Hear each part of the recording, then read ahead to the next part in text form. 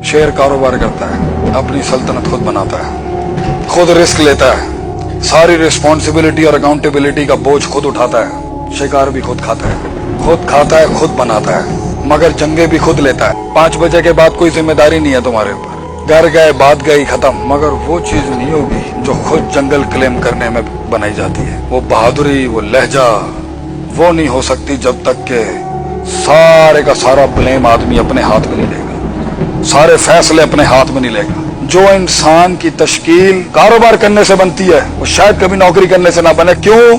क्योंकि उसे पता होगा मुझे कोई बचाने नहीं आएगा, अकेला खड़ा हूं मैं यहाँ पर, मेरे नीचे वाले मुझे मार गए तो मेरी जिम्मेदारी, मेरे से